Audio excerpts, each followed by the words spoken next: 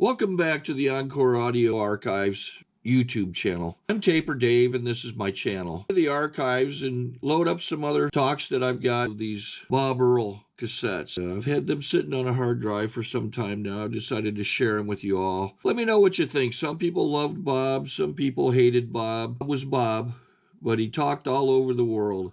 I mean, he's from Los Angeles, Beverly Hills area, and did other things. I think he was a writer. Just click down below, like or subscribe, or both, like and subscribe. Just click down below, like and subscribe on my channel. It helps me out.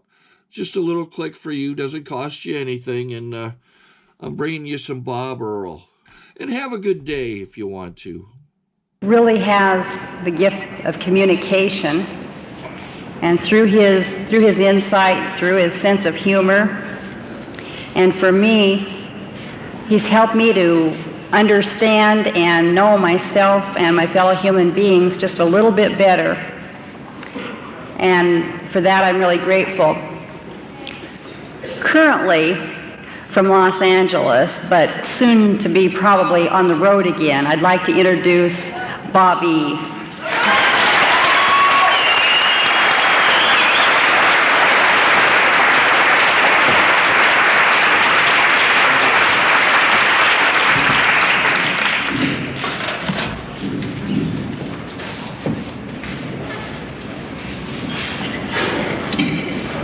I can't stand things that just swing around there. Oh, it's okay now, thanks. Oh.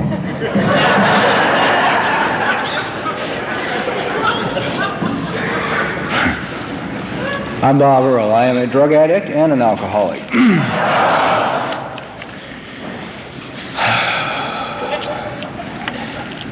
Well, those with you, in the first 30 days, you're embarking on an incredible adventure.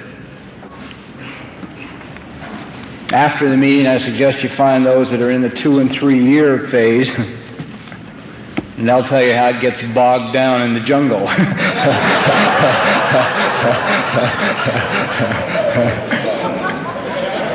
Once tripping the road of the light fantastic has suddenly, become machete time, hacking their way through the undergrowth. I think progress, not perfection, is a great theme for a conference, and the reason I think it's a great theme is because it in essence states that there's always something going on. That if you're continually making progress, you're continually doing something, and the hope is, of course, that if you're continually doing something, you're continuing to change. Something in the invocation that was said that was really good is about letting go of those things that used to be killing us. And that doesn't only apply, in my mind anyway, to drinking and using. I think in AA we have a tendency to drop this guillotine or this big wall that says these words apply to drinking and using and these words apply to recovery. And the minute he said about letting go of those things which, just cause me pain and kill me, I think immediately of sobriety. I don't even think of drinking. I haven't drank or used in 23 years. It doesn't even enter my mind. It's those continuing things, those continuing habits, those continuing thought patterns, the resistance to change, the fear of God. All those things that handicap me in sobriety are the things that I want to let go of today, And it's like, oh, by the way, in case you haven't noticed, I am not locked up in the nut house, which I hear is the current rumor.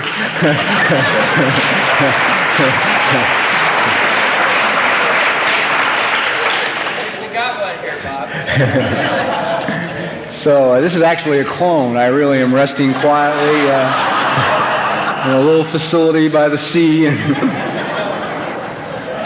slugging up and down the hallways in paper slippers on Thorazine. I know a lot of people think I should be locked up, but then the moment anybody begins to express feelings in AA, we want to lock them up. It's like, uh-oh, what'd he say? That's self-pity. Son of a bitch is sitting here sniveling just because his father beat him half to death 17 times, broke both his legs, and he's missing an arm. How dare he? Should be grateful he's sober.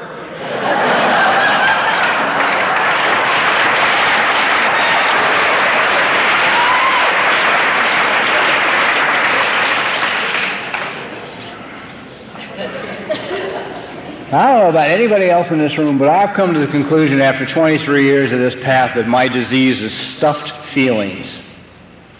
That's my disease, you know.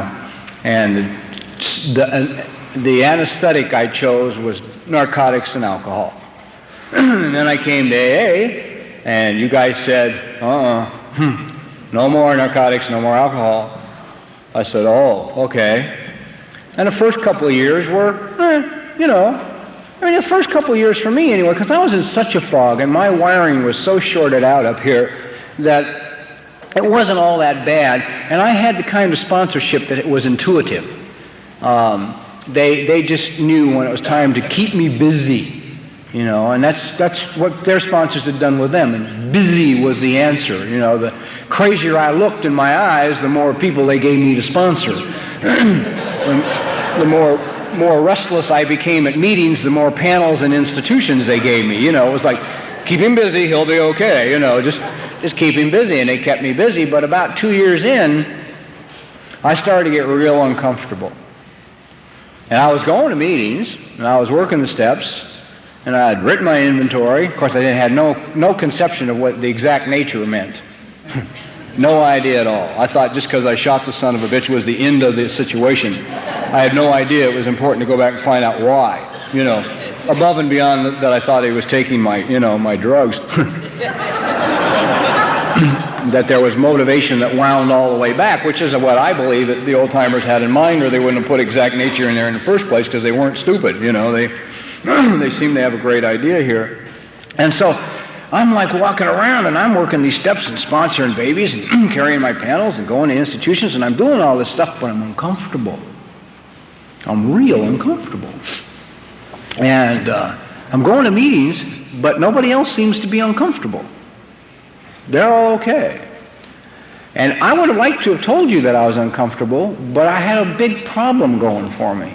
And that is, I, like a lot of other people, I had created by now, after a couple of years, what I like to call my AA personality. It had nothing to do with who I really am, you know, but I had formulated it in meetings. I had taken a piece of this guy and a piece of this speaker and a piece of this sponsor and a piece of this person who shared and a piece of that and a piece of that, and I created this person. And there's nothing wrong with that. There's nothing wrong with that.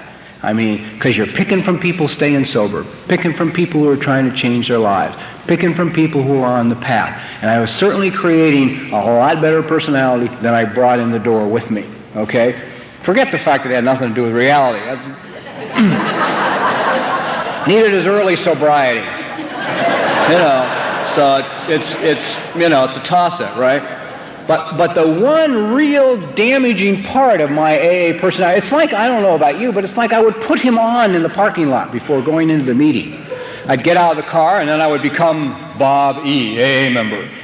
Walk in, sit in Bob's chair, drink out of Bob's cup, you know, say Bob's profound phrases or whatever, you know, and it was always the same. And the one thing that I had noticed about every AA personality was they had one thing in common besides the fact they didn't drink, and that was they were always fine. Didn't matter what was going on in their life, they were always fine. I could walk up to a guy before the meeting and say, "Hi, George, how are you?" And George would say, "Fine, thanks, Bob, how are you?" I'd say, "Fine, thanks." And George would walk off and somebody would come up and say, "God, did you hear about poor George?" Well, he lost his job today, his wife left, and they repossessed his car. So I got the message. No matter what happens to you, you're always fine. That's like growing up in an alcoholic household as a child. No matter what happens, you're always fine because you don't want to get killed, you know. So had somebody walked up to me and said, "Bob, how are you?" Had I been honest, I probably would have dropped to my knees, grabbed them around the ankles, and begun to sob uncontrollably, you know. There's more than I can take. I can't fucking... Right? See, but I couldn't do that. And the reason I couldn't do that is because if I did that, then you would know my deepest secret that I had guarded all of my life. That there's something wrong with me. And in any situation, anywhere, under any circumstances, whether it's a Skid Row meeting of AA or an executive level meeting at a motion picture studio, I'm not enough. I'm not enough. Something's wrong with me, you see? So I can't let you know I'm not okay, because then I think you're going to throw me away, you know? And there is a small amount of truth in that, too. So I trudge on. By the time I roll into year 3, I'm not thrilled about being here anymore. Now, suddenly, you know, the bloom has gone off the rose, you know. Now I'm thinking about suicide on a daily basis. Never thought of killing myself when I was drinking and using. I had to get sober, go to AA, and work steps to start thinking about suicide. Now I want to die on a daily basis. I wake up in the morning and the only solution I can see to the day is death, mine. Mornings are such a terror anyway. I don't know about anybody else. You know, anxiety is my drug of choice first thing in the morning. You know, no sense getting out of bed peacefully when I can get out, you know, near a heart attack. And nothing happens in the morning except I wake up and I begin to talk to myself. I should say my mind begins to talk to me. Good morning, Bob. How are you today? You haven't had enough sleep. You'll probably lose your job because you're tired. You have too many things to do today. You're going to have to cancel 2 or 3, but if you cancel that, you'll be in trouble with them, so you better cancel that, but you can't cancel that because you'll be in trouble with them, and if you go, well, shit, you got to do them both. Well, maybe you should cancel them both. You probably shouldn't get out of bed, you know.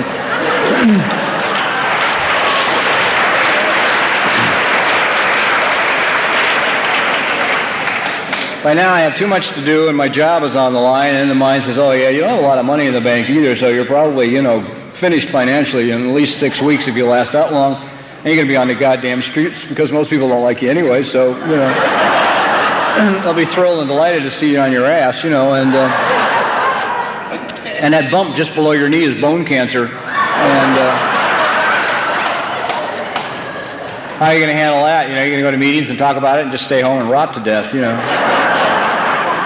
So I've been, you know, most mornings are like that. I'm awake 5 or 6 seconds, and that's my, you know, so I'm not anxious to jump up and greet the goddamn day, you know. It's like, it's bleak, I'm out of work, I'm broke, I'm dying of cancer, why get out of bed, you know, I might as well stay, you know. And then a voice says, you got to get out of bed. If you don't get out of bed, your whole life is over. It's going to end right here. So it's, you know, my drug of choice upon awakening is anxiety. You know, and prayers don't always work, you know, instantly, because I have a hard time. I don't know about you, but I used to love extremes, and I hate them now. I have a real hard time getting from here to here, getting from extreme anxiety to spiritual peace of mind. That's a long road. I can't just drop, you know, into a lotus position on the floor, man, and, you know, and hit it. You know, I start humming, and the mind says, oh, let's not be silly, huh? You think that's going to help? Forget it, you know. Grab the book, and it won't read. It won't read. The mind won't read. It just, everything just blurs. It's like, you know, nothing changes, right? I usually try and sneak out from under it in the morning and go exercise before it knows that I'm awake. If I'm out swimming, running, lifting weights, or bicycling, it loses control, and it hates that, see? Because control is vitally important to me. I need control of me, you. It's as important that I control you as it is me, see? If you don't fit my conception of you, we got real trouble. Because you behave in a way that I don't understand, now I don't know what to do with you. You know? So I usually go away from you. Or try and change you. Okay? And the thing is, we're talking in the breakfast line, the tragedy about that need in so many of us is, if I change you, I learn nothing. I don't learn anything. But if I can let you be you, and find out why I want to climb a tree every time I'm within 3 feet of you, then I'll learn something. But my routine is to try to convince you that you're wrong, I'm right, do it my way. See, because I'm comfortable with my way. Because I need control. Because control does a couple of things for me. One thing is, it keeps you from finding out my secret, that something's wrong with me, and that I'm not enough. Because the only way you'll ever know that is if you catch me off guard. See? If you catch me off guard, then you'll know there's something wrong with me and I'm not enough. And the other thing control gives me is I don't need God. See? And my mind wants nothing to do with God. Okay? Absolutely nothing. Because, as I have come to understand it, to live a spiritual life requires the capacity to be spontaneous. Okay? My experience has taught me that the one constant thing in this whole universe is change. Everything always changes. Nothing stays the same. Everything is temporary. Okay? But I can't stand that. I absolutely can't stand that. I want to know what's coming. Don't tell me it's okay. Relax. Let go. Everything will be fine. Now, like a good AA, when you tell me that, I will sit and nod in agreement. Yeah, right, I understand, yes. And while I'm sitting nodding in agreement, my mind is saying everything isn't okay, it's not going to be okay. Letting go and letting God is going to be the end of your goddamn life, you know.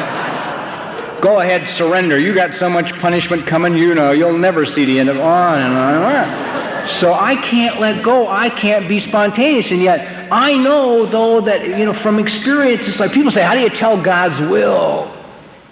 It's so easy. It is so easy. Simple.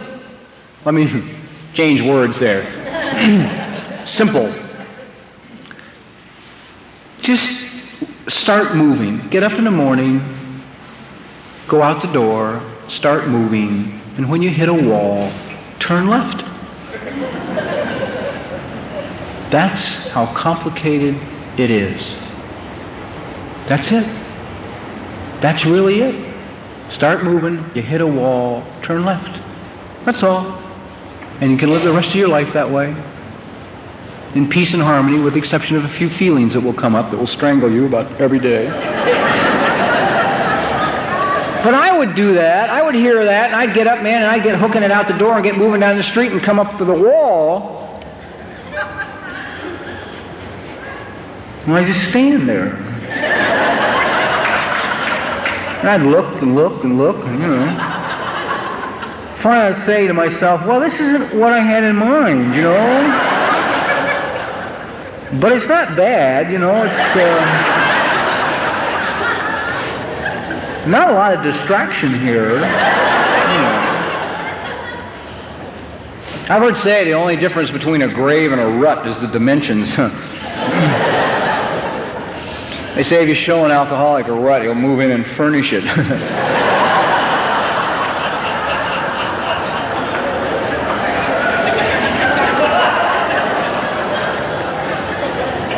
I don't think I have any right to be happy, so I might as well live in a rut, because I can't be happy because something's wrong with me and I'm not enough, you know. Or conversely, I'll get back, I'll run into the wall, and I won't be content with standing still at it, so I'll get back 150 yards, get a running start, go straight through it. Then I'll be on the other side with what I thought I wanted. Sitting there saying, in the middle of a garbage dump, saying, this isn't what I had in mind at all.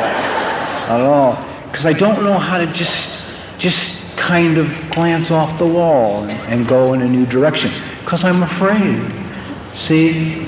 I'm afraid if I kind of turn left at this wall and I go where I don't know I'm going, and I'm going to meet people that I don't know, they're going to be somewhere I've never been before, and I don't know how they behave or what they wear or what they say or how they talk or how they laugh or what I'm supposed to do or what I'm supposed to be, because there's something wrong with me and I'm not enough, and just being me isn't okay. So I have to get ready for everything. It's one of the reasons that sobriety is so strenuous for us. We're always getting prepared, you know, getting ready for new things, or not going. You know, I would just as soon not go. You know, friends would come up to me and say, God, there's this whole new experience we can go have. We found these 4 guys that live in the mountains down here, you know, up off San Clemente, and they got this neat cabin, and it's a spiritualist group, and there's this mystic that comes and talks, and it's great, it's wonderful, it's, you know, you'd really, really get a lot out of it. Oh, God, I'd like to go, but I got to meet 3 new guys at the house in 10 minutes, and because nobody will ever screw with you if you're going to go meet a newcomer. You know, that's the greatest lie in the world. I got to go work with this new guy, so I can't get there. Sorry, I'd love to go. What I'm saying to my friends is I'm afraid. I can't go because I haven't been there and I don't know who's going to be there and I don't know how to behave. And I don't want to look foolish, because if I look foolish, then you're going to know that something's wrong with me and that I'm not enough. See? So I'll stay home. I won't risk this new experience. God. And yet if you talk to some people, they'll tell you that all life is about is to learn. And the true masters are all busy learning, not teaching. Because they know they don't know. Yeah? They know they don't know. They're busy learning. Wow, God, geez, I didn't know that. Wow, well, let's look at this. Oh, this is interesting. Well, let's go over here and see what they do over here. How do these people live? Let's go here. You know, I'm confronted with a move now. I'm probably going to move. I have no idea where. When I go home, my rent's up the 15th. I'll give notice. I have no idea where I'm going. None. There's a couple of choices. One's the San Juan Islands, the other is Santa Fe. I'm not sure which. Knowing my love for sunshine, I have a good idea which, but it's and it's like I don't know where the hell I'm going. You know, I've got, and I'm glad I can do that. I'm glad I can go home and not know. Not only do I not know where I'm going, I have no idea where the money is coming from for this whole project either, you know. I've ceased to worry about it. Yet, let me tell you, I operate on 2 levels in my life. One level does not want to move, does not want to give notice, does not want to breathe, actually, doesn't want to do anything. But at a deeper level, I know it's time. I know it's time. I've been stuck at the wall for a while in my own life. I've been afraid to change. I've been a television writer for 18 years. The last 2 years, the door to episodic television, your hour shows, you know, has been closed to me. It's been really closed tight. I've been able to eke out just enough to stay afloat.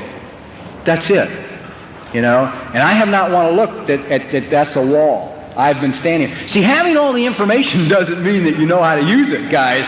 So if I show up here Sunday morning and, you know, jacket, tie, shirt, don't let that give you any idea that I know what's going on. I know what's going on, I just can't always apply it, you know. So having all this information now still has not kept me from standing at this wall for, you know, well, it's okay, they'll understand, I'll get through, you know. I guess I just thought I'd wear my way through with steady pressure or something on it.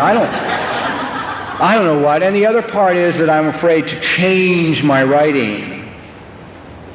See? I'm scared to death. And yet I know it's time. Because I no longer can write the things that I have written. Because I've changed. When I first started to write, I wrote a lot of cops and robbers and murder and flamethrowers and bombs and mayhem and stealing and just, God, it just poured out of me. Well, I had a lot of it in me. That was my way of life, you know. It's like, so I'd sit down, and it was great. You know, I could kill people I didn't like on TV. I'd give people names, you know, that people I hated in AA and kill them, you know. George moves down the hallway, and Henry comes around a corner with a bazooka and blows him out of his jockey shorts, you know. Now I could go to the meeting and see George. I didn't hate him anymore. It was a great, you know. It was a wonderful thing, you know, but God, it's like I'm having so much trouble accepting the fact I can't do that anymore. You know, I don't have it in me anymore, so I've got to change. And the projects that are coming to me now are like about a school for the retarded, and a brilliant handicapped cartoonist, and and a love story about two, these seem to be the things that are showing up. And I'm like, oh, you understand? I write hard stuff, tough guys, bad guys. I don't want to write this wimpy bullshit. The reality is, that's who I am. I'm really a very gentle, very sensitive, very, very kind person. I'm just afraid that if I show you that person, you'll know that there's something wrong with me and that I'm not enough. I'm not enough. Anyhow, 5 years sober, I don't know how to tell all this. What's transpired for me over the last 20 some odd years is interesting. The first thing is I've learned, the hard way, that when you come to Alcoholics Anonymous and you sit down in your first meeting, it's the beginning. It is a beginning. It's not the end. And somehow I got the idea that it was the end here. I just didn't understand it was a beginning here. It was like, this is where you come when you can no longer take drugs and drink alcohol and you're not lucky enough to be dead. Right? So I can't drink, I can't die, so I'll hang out in AA till I'm lucky enough to die. And that seemed to be my philosophy. I didn't understand that starting here in this fellowship with these tools, I could change everything. Everything. That anything is possible. And it really is. And it seems that on my path, one of those chasms that you have to leap across, or I don't know the description, wall, whatever you want to call it, is that it seems like, I know for me and friends of mine, we reached a day where we have to come to, like, either there is a God,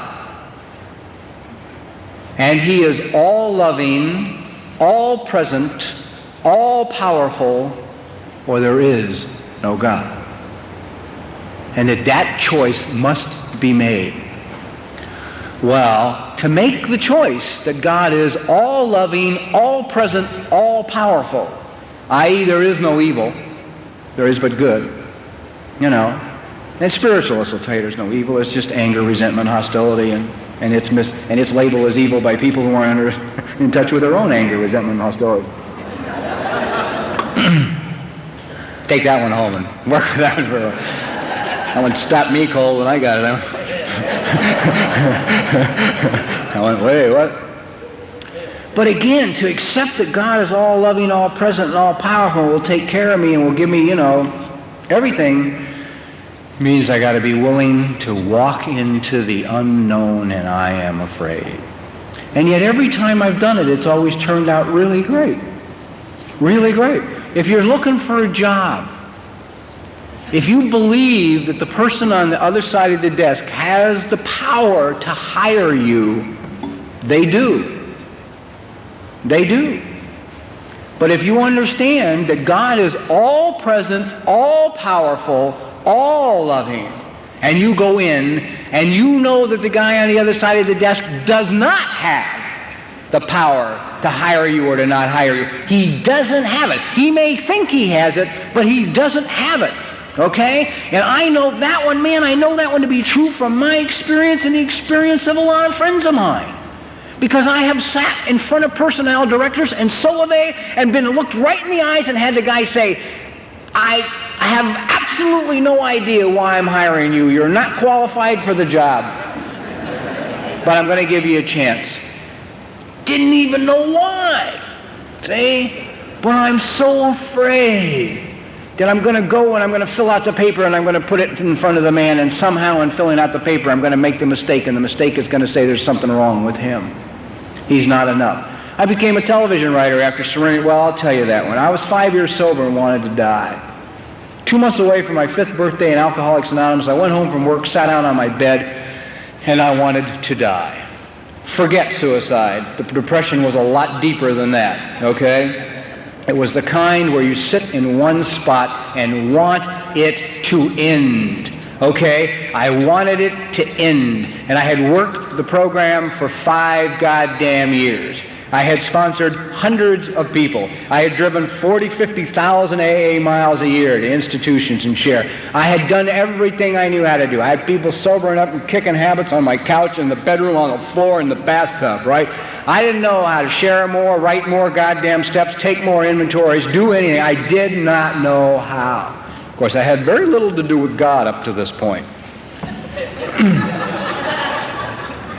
So, in absolute desperation, 4 years and 10 months sober, wanting to die, I looked at the ceiling in my room and I screamed at the top of my lungs, "If you're not there, I'm fucked!"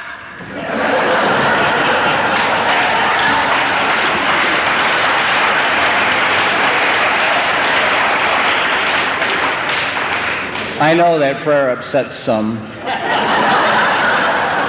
Right after I said it, it upset me. I thought I just made a real big mistake. Because I was convinced that if you didn't use the right words, you were finished, you know. I just kind of got real small after the prayer, you know. Tried to disappear. And I was in a one-room apartment and tried to disappear, you know. No. Since then I've learned, you know, I don't know why people get upset over words. I can't understand that, you know. I watch stuff that makes me laugh. People get upset over words, language that other people have told them is bad. They haven't even made that conclusion themselves. It was passed on to them by somebody else. That's a bad word. Oh, okay. Well, I mean, I'd like to meet the guy that started that, you know. Where's he? I want to see him. He's the one locked up.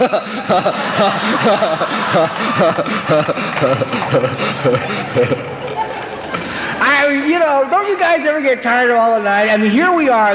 If there's ever a group of people on the face of the earth that need each other more than any other group on the face of the earth, it's all of us. It is the gamblers, the eaters, the drug addicts, the alcoholics, the emotional. I mean, we spend all of our time, hey, I'm not one of them. Give me a break. If you're not, why do the same steps work? Not comfortable, is it?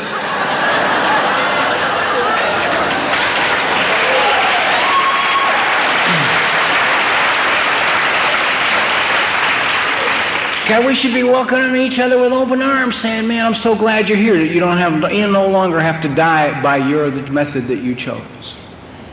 That's what we should be saying to each other. We'd be so strong if we could just hear the other guy, you know, hear what he's got to say. Because when you get down to the bottom of all of it, his feelings are going to be the same, that something's wrong with him and that he's not enough. Whether he's eating, gambling, using drugs, drinking alcohol, or just can't get out of the house in the morning, it's going to be the same. Something's wrong with me and I'm not enough. Anyhow, I went to work the next day and broke my back in 2 places.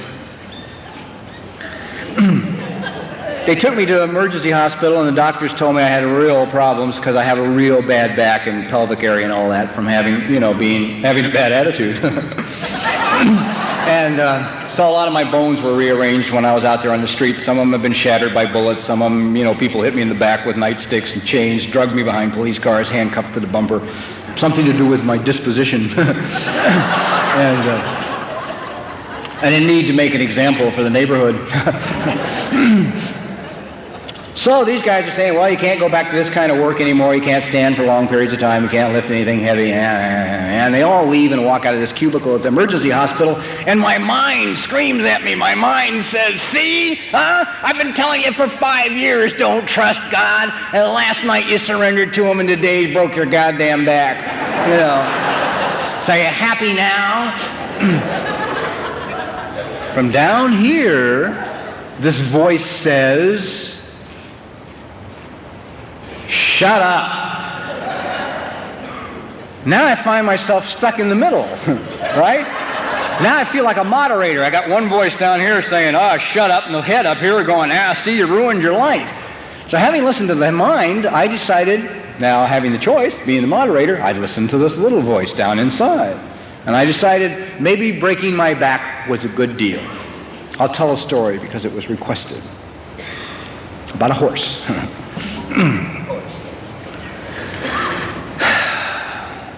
I do this so much. I mean, oh, God. Anyhow, there was this farmer lived in the hills of a small European country years and years and years and years ago, and he had this magnificent white horse. Magnificent white horse. And the king came by of this little country, and he looked at this horse, and he said to this farmer, I will buy the horse from you. I will pay you anything for the horse. And the little farmer said, oh, no, I can't sell the horse. The horse is part of the family. I just can't. So the king went away. And that night, the horse ran away. And all the villagers ran out to this guy's place, and they said, oh, what a terrible thing. Your white horse is gone. You should have sold him to the king. And you didn't, and now he's gone. And you've lost him. And the farmer said, geez, I don't know that it's a terrible thing, but I do know that he's gone. And about 3 days later, the white horse returned. And he brought 6 other horses with him. And now the villagers run out to the farmer and they say, God, you were right. It wasn't a bad thing. It was a good thing.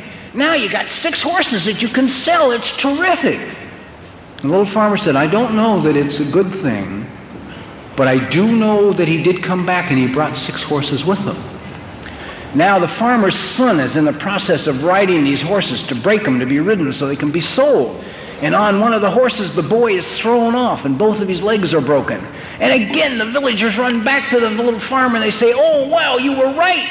It wasn't a good thing that he brought back the 6 horses. It was a terrible thing because now your son has 2 broken legs.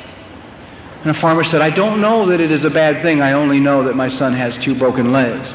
And at that time, this little tiny country goes to war with a country that's on its borders. It is 100 times its size. And the military comes through the countryside, gathering up all the able-bodied young men to take them to the front to fight. And it is guaranteed death for any soldier going to the front. But they can't take the farmer's son because his legs are broken. And one more time, the villagers run out and they say, well, you were right. It's not a bad thing he broke his legs. It's a good thing because he doesn't have to go to the front and all our sons are going to die. And the farmer says, no, I don't know that it's a good thing. I just know that he doesn't have to go to the front. And the story goes on and on and on and on. And I do that with my life. I spend all my time trying to interpret something that's none of my business. Oh, that's good, that's bad. Let's not go here. Well, we should go there. That's terrible. That's okay. Well, maybe, no, I don't think so. Well, we'll figure this out. Let's just do nothing for a while. I don't think we should. I broke my back, right? I had this accident, broke my back, filed for vocational rehabilitation, disability insurance. They threw me out of high school in the 10th grade. I have failed English ever since the 4th grade. I'm a phonetic speller. As a result of breaking my back, it set up the series of events that enabled me to become a writer for television, in which I've made a lot of money. I've also spent it all. If you think there's any left, you're nuts, because I think there's something wrong with me and I'm not enough, and people who think there's something wrong with them and are not enough cannot create an environment for themselves that's safe and secure. We must continually destroy it. We'll do it with employment, we'll do it with money, we'll do it with relationships, we'll do it somehow. Our health will do it, but we will destroy it. The need is there. So I became a writer, and throughout the next 12 years as a writer, I made a lot of money, and a lot of people told me I was good, and you know what? I never enjoyed it. I never enjoyed it. I never ever, when I watched the very first show come on TV, and my name said written by, I was a few friends over, a couple of friends, and they said, oh, guy, that's great. You must really be excited. And I said, yeah, it's nice. That's it. So that's all I could say. Yeah, it's nice. There I am. Words have come out of me. I've been going into 40 million goddamn homes, and they're going to be seen around the world. And all I can say is it's nice. See, because I know that there's something wrong with me, and I'm not enough. And one of these days, real soon, they're going to find me out. And when they find me out, they're going to send me away. And they're going to be indifferent to me. And that's it. That's all there is for me. So I spent the next 12 years of a writing career that way. People said my work was great. People paid me a lot of money for it. People wrote me letters praising my work. all kinds of wonderful things. And not once was I able to jump up and down and scream and yell and run around in circles and be excited. You want to learn about life? Watch children. They're, you know, we got screwed up somewhere down the line. We got the idea that we're supposed to teach them. There's a book written by a woman called Alice Miller called The Drama of the Gifted Child. In essence, to sum it up real quick, what she's talking about is parenting of children, and she's saying, you know, we've spent all our focus on Jesus. You know, everybody focuses on Jesus Christ, and yet if you want to talk about perfect parenting, we should focus on Mary and Joseph, for they were the perfect parents. They raised a son. They didn't understand him. They were afraid of some of the places he went and some of the things he did, but they knew he was a child of God. And so they followed him and learned from him, from the child. So we somehow have it that we got to teach them. Ha! Watch them. Watch a kid do something good and get praise. Yeah, right on. You know, they get just nuts, man, right off the edge of the planet. I can't do that. I have to be controlled. I have to look good. I have to be poised. I can't look silly, because if I look silly, you'll know there's something wrong with me and that I'm not enough. And I'm so afraid that you're going to find that out. See? Because then I'll be alone if you find that out. Anyhow, I cleaned up my life a little bit. Might as well. When I was 10 years sober, I gave up eating red meat because I was married to someone I loved very much who died from cancer. And all of the people that we took her to were involved with the non-toxic treatment of cancer. And the two things they wanted immediately out of her life were meat and cigarettes. And so after she had passed away, it was real easy to give up red meat. The logic of their argument made a lot of sense to me. And a while after that, I gave up coffee. Not caffeine, but coffee. My throat closed. I just couldn't swallow any more coffee. I guess what happened is I drank my lifetime supply in 37 years, and I don't get any more. I don't know. I do that with a lot of stuff. I just kind of consume it all quick and then spend the rest of my life without it. And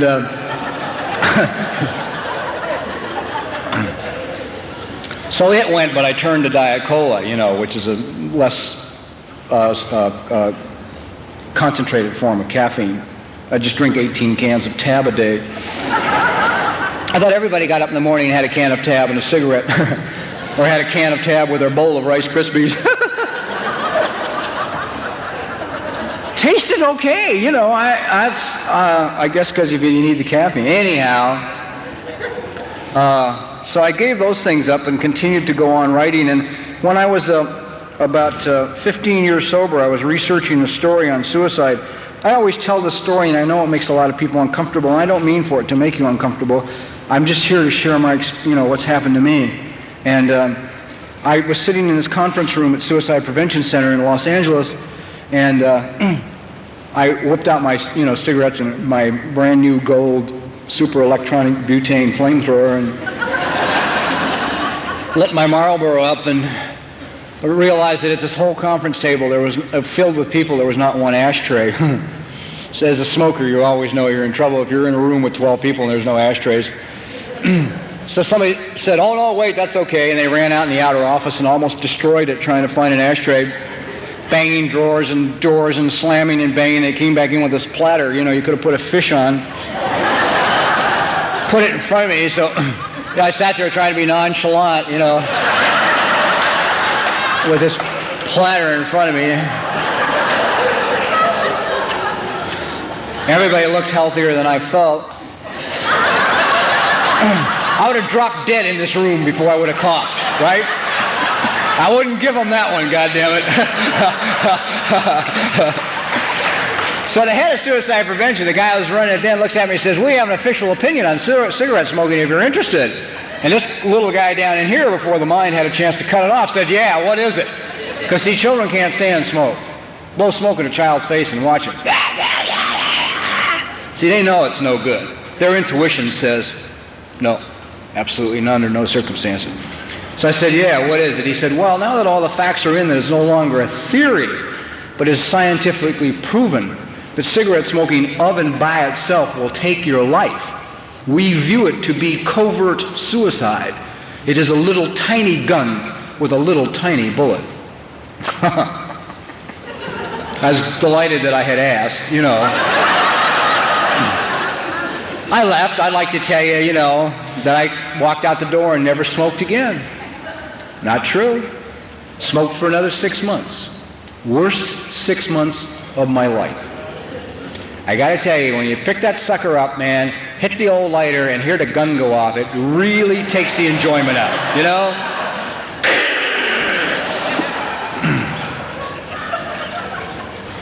So I gave up smoking. Gee, Bob, why do you always talk about giving up smoking? Well, I talk about giving up smoking because I think it'll change your life in sobriety. Because cigarettes for me were another anesthetic.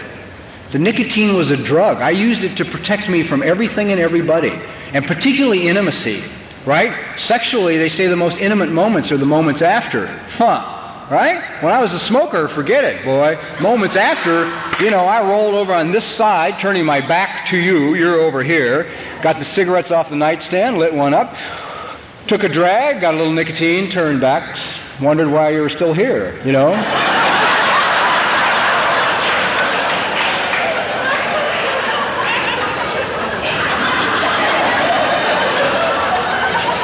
So much for intimacy.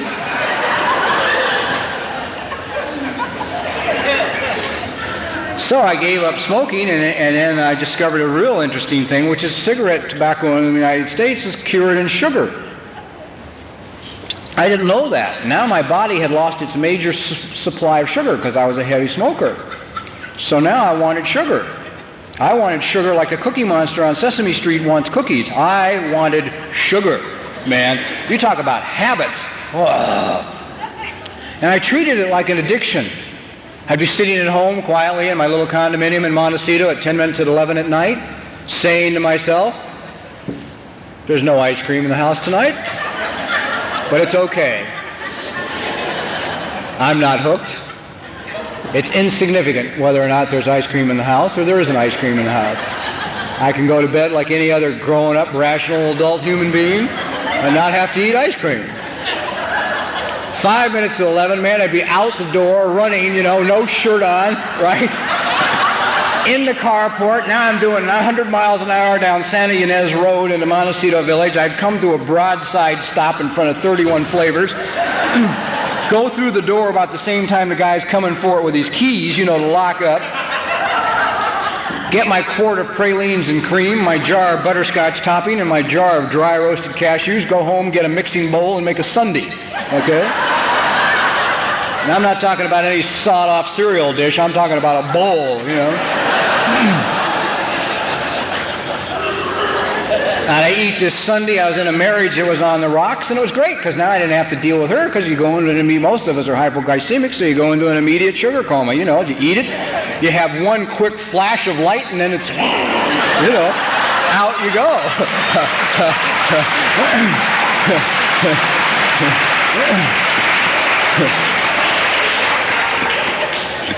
Now I got news for you. If you're in a sugar coma, I don't give a damn what step you're working.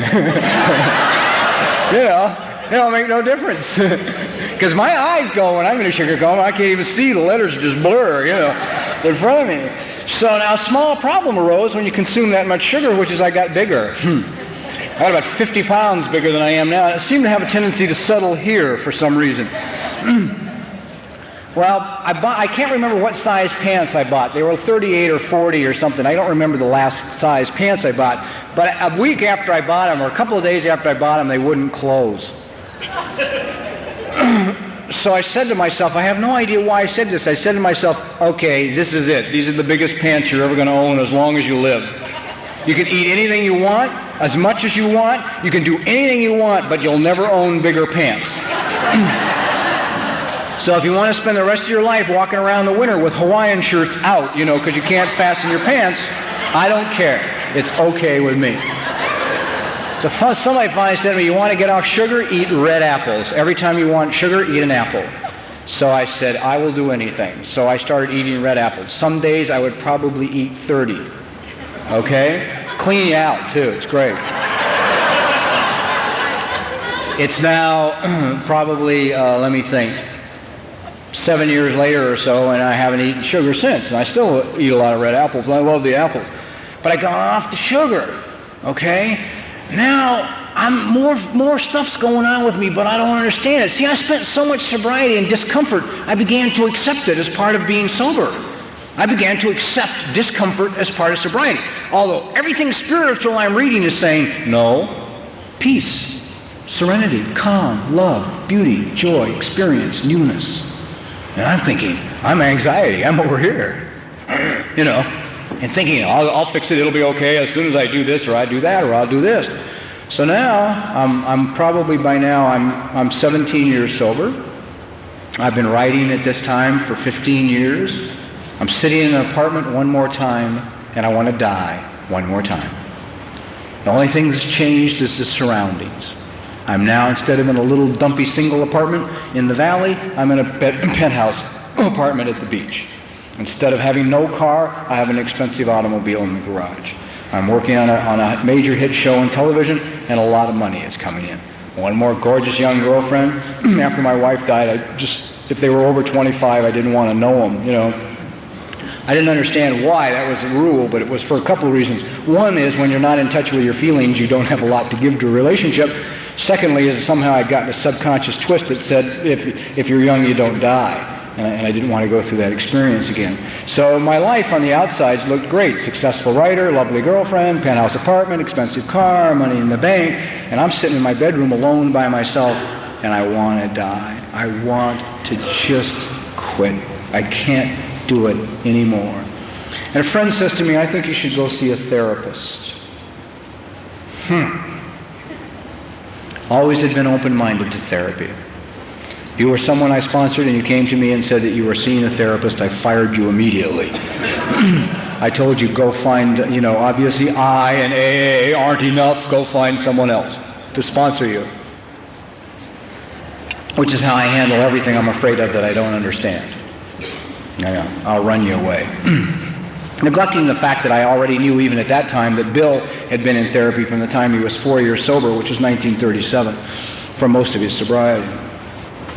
So anyhow, I go see this woman. I picked a woman because I figured women were my problem. Well, I didn't have any money, see, because I used to give the women all the money to spend to keep them quiet because they kept wanting emotional things from me, and I didn't have them to give because I wasn't in touch with my feelings, so I gave them credit cards instead. Nobody can shop like an emotionally dissatisfied woman. Absolute hell on wheels. They can slam dunk Rodeo Drive, man. I got to tell you, they give them the gold card and they're gone.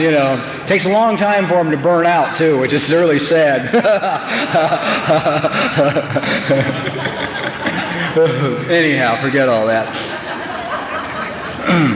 So I sit down with this lady and she looks at me, she says, start with your childhood. Tell me a little bit about yourself. I said, well, when I was 15 years of age, they threw me out of Manual Arts High School. I discovered the wonderful world of drugs and alcohol. I used drugs, drank alcohol, got in a lot of trouble for the next 11 years. And when I was 26, I came to the programs of NA and AA, and I've been clean and sober ever since. And she said, wait a minute. I said, tell me about yourself, starting with your childhood.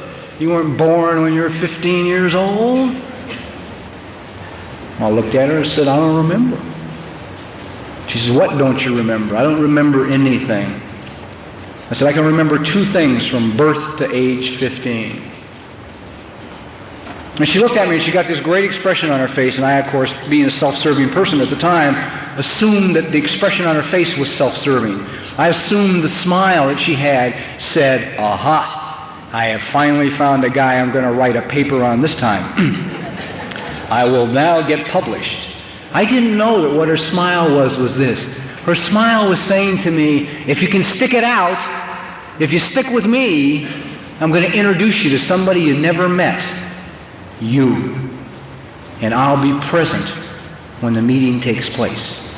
And then I'll introduce you to a child who lives inside of you, who has been hiding ever since he was small. And I will let the adult I introduce you to take care of the child for the first time in the life of the child. We stuck it out. While this process is going on, her and I, Friends of mine are saying to me, now that you eat, don't, that you're not smoking and you're not drinking coffee or caffeine. By then I'd given up caffeine. And you're not eating sugar and red meats. You got to start exercising. Come run with us. Be a runner. It'll make you feel better. You can run out negative energy and it'll help you. So I go run with these guys and they watch me run and they say, look, see, I have a lot of problems running. With all these broken bones and stuff, I don't run straight like most people. I kind of have this weird gait. My good friends have said they could be in a strange city and spot me a mile off on the highway running and they would know it was me by this little wobble I have as I go down the road. Which is interesting that I was even willing to go run in the first place, because this is a guy who needs to look good. This is all stuff I've learned. It's a process. It's like when I first started going to gyms, I'd go to the Sports Connections in Los Angeles. I almost died going to the Sports Connections in Los Angeles. First of all, every guy there is 20 years old, has a 19-inch waist, and lifts 400 pounds to warm up, right? That's not bad enough. The girls are 20 years old. They also have 19-inch waists, so they lift 200 pounds to warm up, right? So I walk in, 45, 48, 50 years old, half crippled, man, fucking destroyed from drugs and alcohol. But I have an adolescent who lives inside of me who will look good at all costs, right? So if she can pick it up, I can pick it up. I spent more time crippled up with pulled muscles going to the Sports Connections because I had to look good. I work out at the YMCA now. It's great, man. They have a lot of classes for senior citizens and stuff, and the only people that work out there are triathletes and senior citizens and kids. When I swim, a lot of times half the pool is donated to mothers and their children, the little munchkins who can't even walk and are learning how to swim. And I watch that precious time between that mother or that father and that little child and that pool and that trust when that little baby is in the water. And I just sit there and cry. I just got tears just stream. And I don't care anymore. That's who I am, and that's the feeling it evokes in me.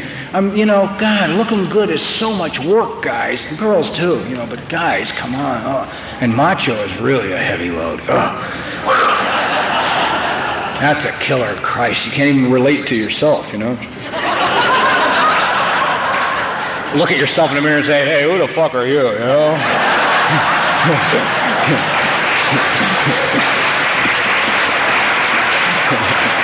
Tough when you can't live in your own house with yourself because you're too big of a wimp, Really gets lonely.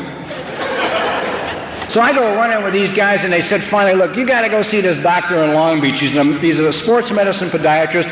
He'll fix you something for your feet, because if we can get your feet going straight, you're going to be able to run further, faster, and easier. I lived in Santa Monica. Long Beach is 40 miles away. I won't drive me 40 miles to a doctor. I'll drive you 40 miles to the doctor. If you call me up and said, there's a doctor I got to see in Long Beach and I can't get there, would you pick me up? I'll come get you. But I won't take me. And if you think that's spiritual, it ain't. So I go to a podiatrist in Century City who's 5 minutes away from where I live, who builds the wrong orthotics. I go run a half a mile, my back goes out, and I'm like this. My same friends say to me, the best sports medicine chiropractors in the world who work with the Olympic team are in Pasadena. Go there. Pasadena is as far away as Long Beach. I go to a guy in the marina who's 75 pounds overweight, smokes cigarettes, never heard of the word running. He works on my back. Now I'm like this. Finally, and I would have driven you to Pasadena. I would have taken you to Pasadena. Finally, out of absolute desperation, about like this, I drive myself to these guys in Pasadena who in 3 visits, I'm fine, straightened out. And they say to me, go see this guy in Long Beach.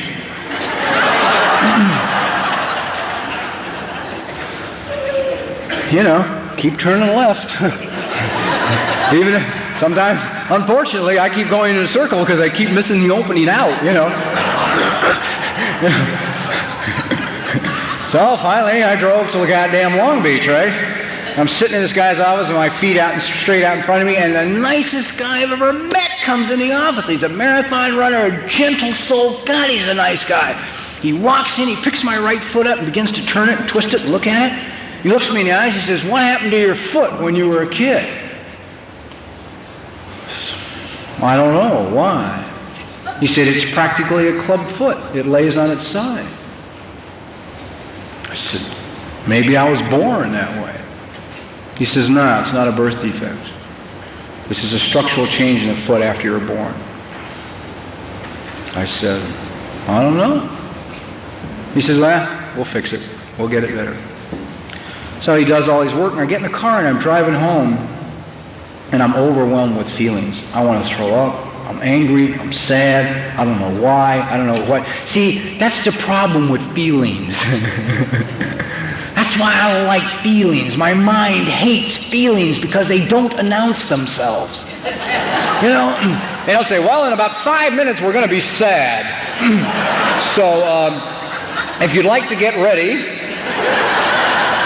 get the tissues out, get alone somewhere, a closet perhaps. We'll be real sad in 5 minutes. You know, they don't do that. They just show up and my mind goes nuts because it can't control them. That's why I never like to be around real feeling people, because I can't control them. They got feelings. I can't control their goddamn feelings, and because I grew up with alcoholics, I think I'm supposed to fix them. So the minute somebody goes off with a whole explosion of feelings, I go nuts. Oh, God, what do I do for them? How can I fix them? What do I say? I can't, I don't understand. And when my own feelings go off, my mind assassinates me. I'll be walking through the living room and suddenly I'll feel great, really just great, for no reason at all. My mind will say, how come you're so goddamn happy? I'll say, God, I don't know. I just feel really good. Or if you were in touch with the reality of your life, you wouldn't feel good, My mind has a list of acceptable feelings. They're all bad, Or sometimes I'll just be sad. I'll just sit down and want to cry and don't know why. I have two choices. Go ahead and cry, which will take probably 35 seconds.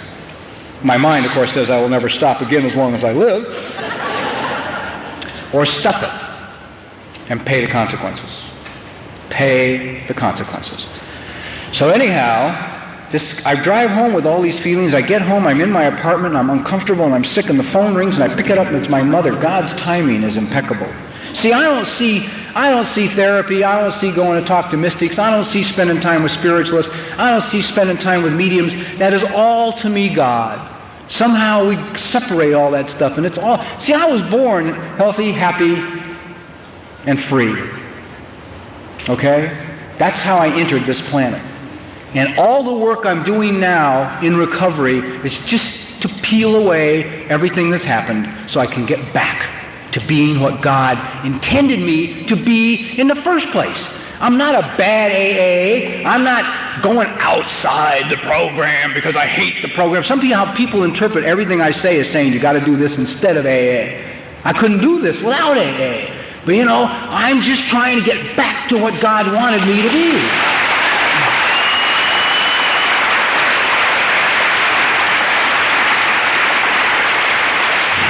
If you think coming giving this talk is fun, forget it, right? I'd rather tell jokes, man, and go home than make you uncomfortable. Because when your initial reaction when you get uncomfortable is to tar and feather me. Huh? Son of a bitch. Right? See? And unfortunately, I'm getting so goddamn sensitive, I pick it up. I want to get down here, I want to talk from around the corner, I'll talk to you about smoking now for a minute and then hide, It ain't fun, but it's what I've been through. See, all I'm trying to do is share this life, right? So I get home, the phone rings, it's my mother, and my mother just came from her foot doctor, right? And she's telling me I cut her toenails straight, and I said, look, as long as we're on the subject of feet, what happened to mine? If you ever decide to begin this process and go back and find out what happened to you, and you were raised by an alcoholic household, dealing with a co-alcoholic can be lethal, man. Because they have an immense capacity to forget that you were there, which is basically how I was raised, with an absolute indifference. Absolute, complete indifference. And that's, of course, how I treat most people. Bottom line, in me, down deep, is indifference. It's very easy to be safe when you can convince yourself you don't care. See, then I don't have to feel. And that's learned. It's learned behavior. Learned behavior. Take a ball and throw it to a small child. Okay? Give me a year when they first stand up and you want to go play catch with your kid. Throw the ball to the kid. Right? Throw it again. Throw it again. Right? So you teach him. Catch the ball. You teach him to catch the ball. It is not an intuition. It is not an instinct. It is not something the child does naturally. If you raised a child without ever throwing him a ball and he hit 50 and you threw him a ball, he'd go. Right? Learned behavior. And it must be undone if it's bad. That's all the hell some of this stuff is. So anyway, my mother, when I go at this for a while, and finally she says to me, well, when you were a little boy, you had real high arches. And you required special shoes. And they were very expensive shoes. In the next 3 or 4 minutes, she repeats a few more times how expensive these shoes were. And I hang up the phone from her, and I don't know what's wrong, but I feel worse than I have ever felt at any time in my life. And I'm pacing the apartment, and I'm angry, and I'm sick, and I want to throw up, and I'm sad, and I don't understand why, and I can't sleep, and I'm up all night, and I walk the goddamn apartment all night, and the next day I'm with my therapist, and I walk in her office, she says, hi, how are you? And I go, yeah! Right? No longer do I say fine. I don't say fine at meetings anymore anyway, which really pisses people off. They don't want to hear you're not okay. How are you, Bob? Not good at all. Oh, that's a shame. Oh, Bill.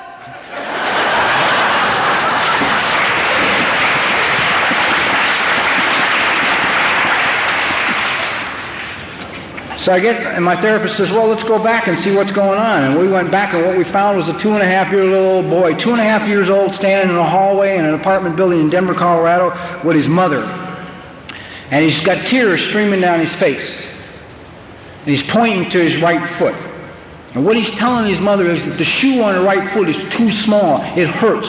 It hurts so bad that he's crying from the pain. And the mother says, shh, be quiet. If you're too loud, your father will hear, and he'll be angry.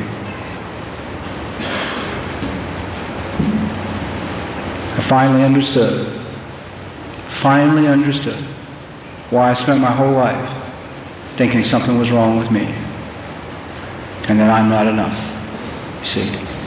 Because if you can't buy a shoe for me that fits because you're afraid of the anger of another person, I can't be worth very much.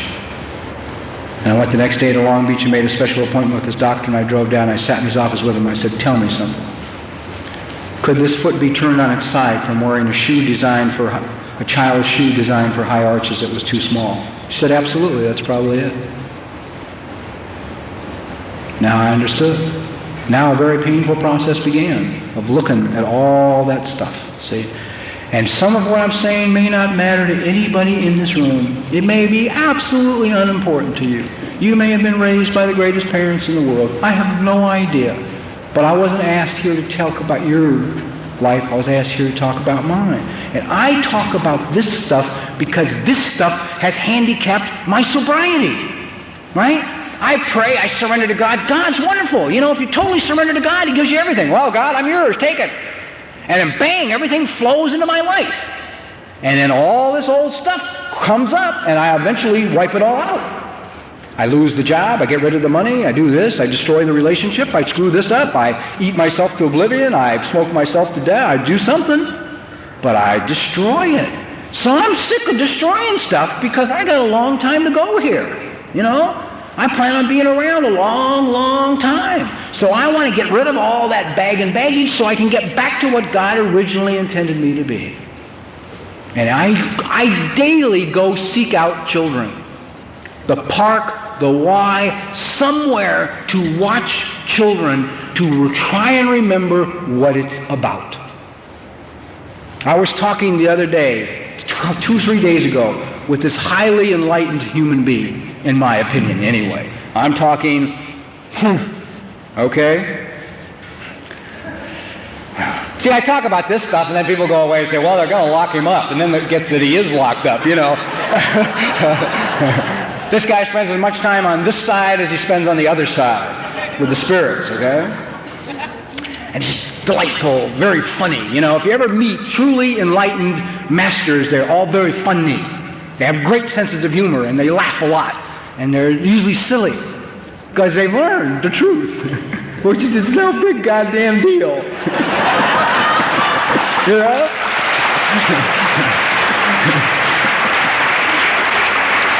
So they're having fun, you know? And this guy says to him, we're talking about enlightenment. And his eyes twinkle and he says, don't you understand enlightenment? Enlightenment means to lighten up. That's it. Whole message. Enlightenment means to lighten up. Lighten up. I don't know how to lighten up because my need for control is to hide from you who I really am. And I don't want to do that anymore. So when I talk about the stuff like, you know, today I'm a vegetarian, I'm 50 years old, I'm in the top 1% in this nation for guys my age, and I'm getting healthier every year. In other words, you know, 51 is just around the corner, and I'm going to be stronger, healthier, more aerobically capable next year than I am this year. So I ain't 50 going down, I'm 50 going up. See? People say, how old are you going to be when you die? I figure about 127. Okay? Because I refuse to die from a degenerative disease. I don't want to die from not exercising or what I put into me. Right? I want to die of old age. Nobody dies of old age anymore. I want to walk out on the goddamn front porch at 127 years of age, sit in a chair and go to sleep. Say goodbye. Go on to whatever's next. See? That's important to me. So I'm standing here almost 24 years sober, 50 years of age, telling you it's incredible here, but it's the beginning here. And when the guy said about letting go of the things that are killing you, you know, God, that means today. That means now. See, I'm absolutely, completely, totally convinced. I'd go in front of a firing squad with this one, that if Bill Wilson and Dr. Bob and the first 100 founded, particularly Tom Powers, founded AA today, brand spanking new, June whatever the hell it is, 15th, 1986, that therapy, nutrition, and exercise would be integral parts of this program. Absolutely.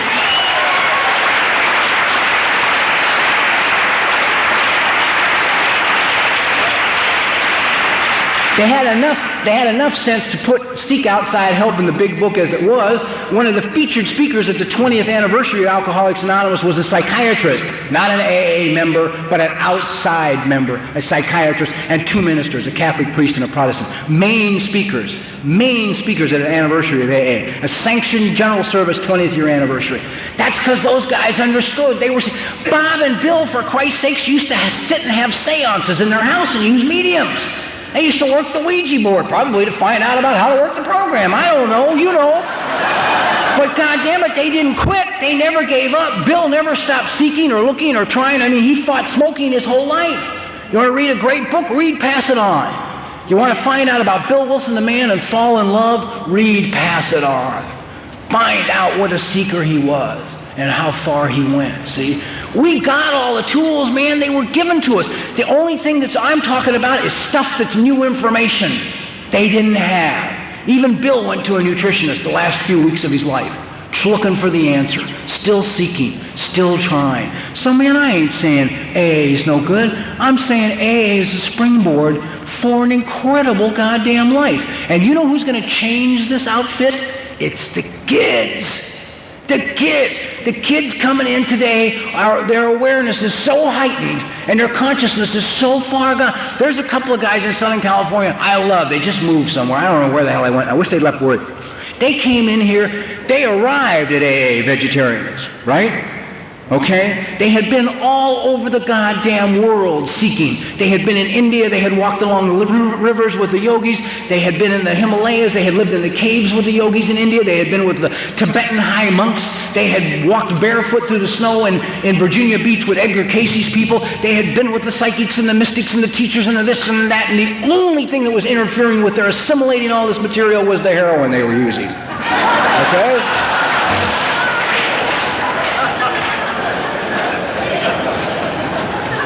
Well, they came in here, and we gave them a book. We said, here, This may help you with your addiction. And they open the book and they read it, and it's the first time in my life I ever saw anybody excited about the book. And they said, oh, wow, this is great. This is fun. These steps are incredible. They've been saying this. The Essenes were saying this 2,000 years before Jesus. This is incredible stuff. This is fantastic. I loved it. This is great. Bang. They absorb this like a sponge, right?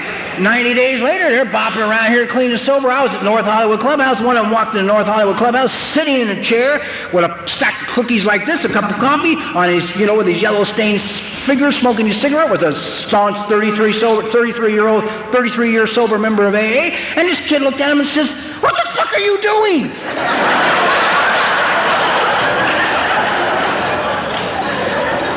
And the guy said, what do you mean? What am I doing? And the kid says, man, you're given life here. You've been given a chance at life. God has presented you with an opportunity to live again, to be the freest, most beautiful spirit in the whole world. How can you sit there and put that crap in your body? Do you know what he said to him? He said to him, when you're sober as long as I am, you'll understand. A little scary. A little scary. And you know why I get so adamant about this stuff? Because our history is dying off. Our old-timers are going away a lot of years before they have to. And it ain't necessary. And it breaks my goddamn heart. And we walk around in ignorance and we don't have to. We don't have to. It just makes me sad to see them go. And it won't take much, to change your life. Not really a lot. A little step here and a little step there. So all I've tried to share with you is what I'm about. And God, I don't know where all this energy's come from. I feel real good. Interesting, my life is shambles. I feel great. I just want you to know that this is the beginning here, and little bits of steps. I've been at this process now for a long time, and I mean, so today it's like my life is good today. I'm flat goddamn broke. I have no idea where I'm going to live, and yet I'm kind of excited about it. I think I know where I'm going. I'm not thrilled about it, but I think I know where I'm going. I know where I'm going. See, once you discover the little child that is inside of you, you're finished, because the intuition of this child inside of you is perfect. You see, the intuition of children is perfect. The child went into hiding before the intuition could be damaged. I mean, you ever remember a family gathering? Okay? And you got little Billy, maybe 2 years old, and little Billy starts to walk across the living room towards Uncle Henry.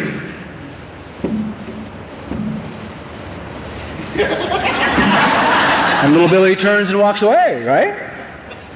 Is little Billy allowed to walk away? No. Mom and Dad pick him up.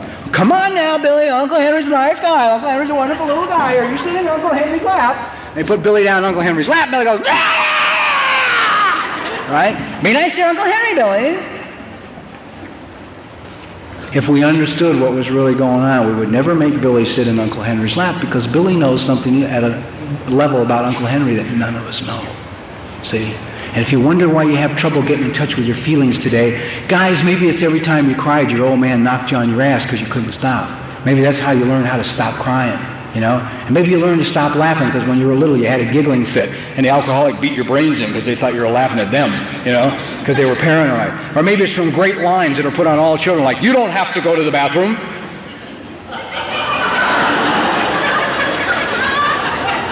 Oh, God, I don't?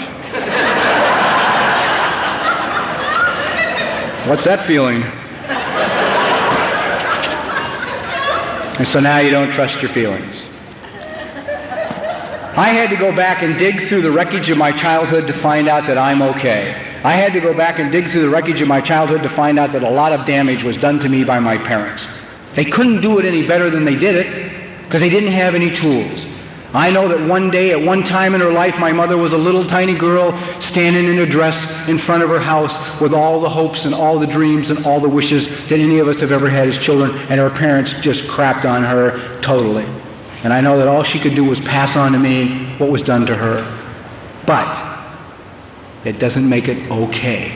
See, it doesn't make it okay. It's wrong. It is wrong. And once I know what's wrong, you know, it's the best summation I've ever heard of it is as a girl I knew was celebrating her first birthday in AA. And her mother was 4 years sober and didn't have any money to buy her a birthday present. So she called her on the phone. She said to her daughter, she said, look, on this your first AA birthday, the only present I can give you is this one. I want you to know that I am responsible for most of the living problems you have in your life today. I am the reason you can't have a good relationship. I am the reason you can't hold a job. I am a reason that you're afraid. I am a reason that you're terrified of abandonment. I am the cause. Please understand that, she said. But understand also, on this your first birthday, you're responsible for the solution.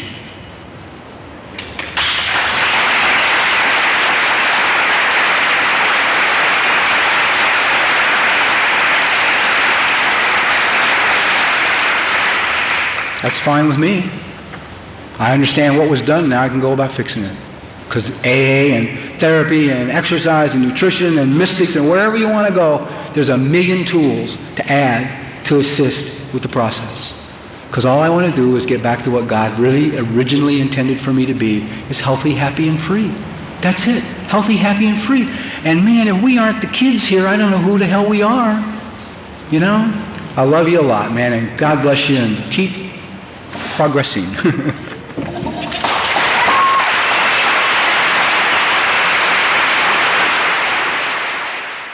Sorry to interrupt your viewing. Taper Dave here. Just wanted to take a second to ask you to like and subscribe to my channel. Let me know if you like what you're listening. I've got some very good talks here, and this one's a great one. Just curious, do you think this is better than Zoom? Tell me what you think. Okay, this is how I prepare my drone for launching. I like to do it inside the cab of my truck so I'm not standing outside in the weather. To install the joysticks for control, up and down, right and left, powered on.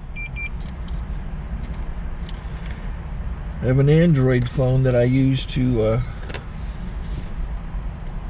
connect it to the drone with, and it's actually controlled through the iPhone through an app. Oops, wrong way.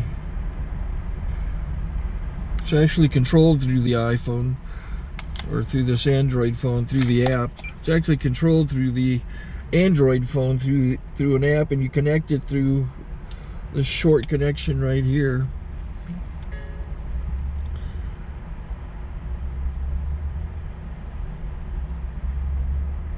Remote control connected. Remote control's connected. So I pull out the drone. I have to extend the legs.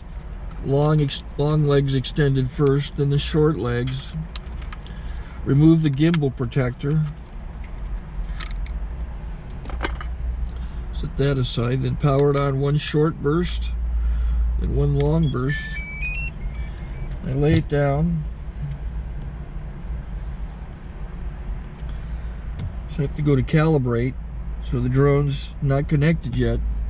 It shows you here as this drone gets disconnected, even though the remote's powered on. So the drone has to establish it's connected. So I go into the app to calibration mode. First I'll calibrate the remote controller. Start calibration. Out, in, oop, out, in, up, down, and then this little wheel is to control the gimbal. So it's calibrated. Go to gimbal calibration, start calibration, and then it calibrates the gimbal. I don't know if that shows up. The gimbal's moving all over the place. Changes, you can see it on the video. And I'm calibrated to take off. It's acquired 7 satellites at the moment. There are 26 satellites up in the sky, which it has to acquire before you can take off So it's connected. It's got enough satellites. This is white. I can go to press this little arrow button, swipe right to take off, and it would start the motors if I slid this to the right, but I'll wait till I get outside. Don't want to do it inside.